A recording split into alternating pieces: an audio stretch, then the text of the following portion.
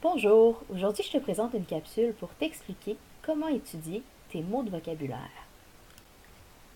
Pour commencer, installe-toi bien confortablement à un bureau ou à une table.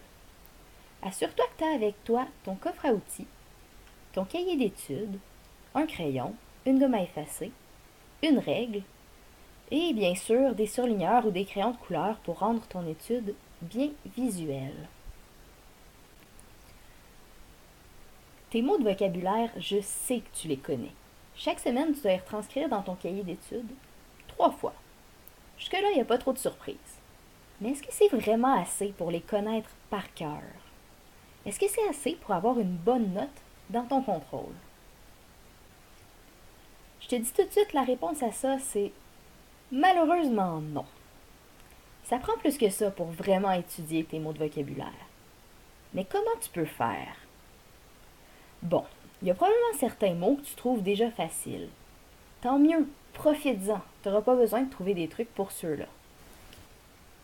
Mais là où ça se complique, c'est qu'il y a très certainement des mots avec lesquels tu as plus de difficultés. Pour ceux-là, je vais te donner quelques stratégies d'étude.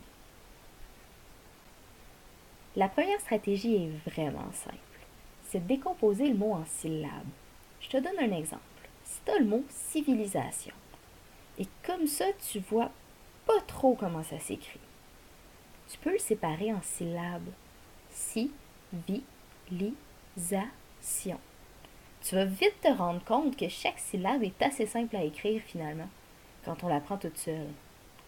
Tu peux faire la même chose avec exténuer. Ex, t, nu, et.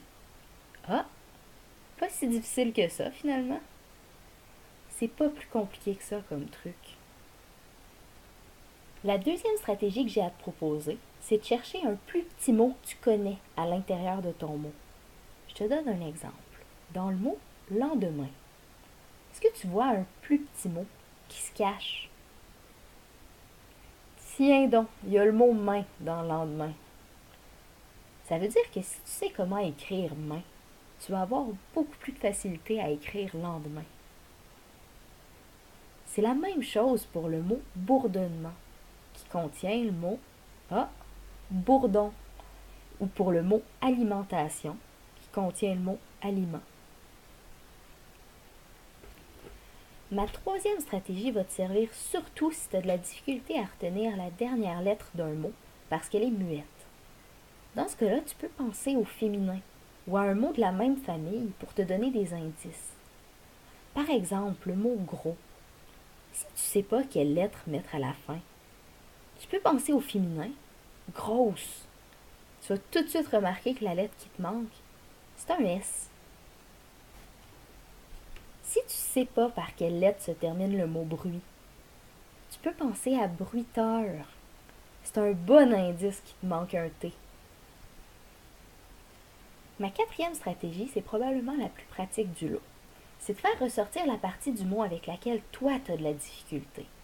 Tu peux faire ça avec de la couleur, en l'encerclant ou même en l'écrivant plus gros. Par exemple, si tu as de la difficulté à te souvenir que le mot cœur s'écrit avec OEU au milieu, tu peux mettre ces lettres-là en évidence dans ton cahier d'études. Ça va t'aider à les retenir, c'est certain. Moi, je vais les mettre en couleur. Si toi, calendrier, tu sais jamais si ça s'écrit avec EN ou AN, tu peux aller l'écrire en plus gros dans ton cahier d'études pour que tu le vois tout de suite. Comme ça, quand vient le moment d'étudier, la première chose qui te saute aux yeux, c'est la difficulté qu'il faut que tu retiennes. Ça va vraiment t'aider dans le contrôle. Je te donne une dernière stratégie. Moi, c'est ma préférée parce que c'est la plus drôle à faire. C'est d'inventer tes propres trucs pour te souvenir de certains mots.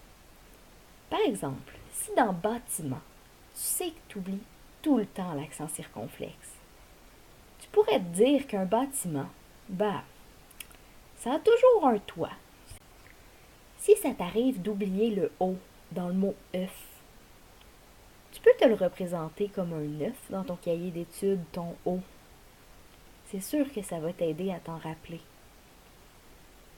Si tu te souviens jamais du nombre de L dans balai, tu peux te dire qu'un balai, ça a seulement un manche.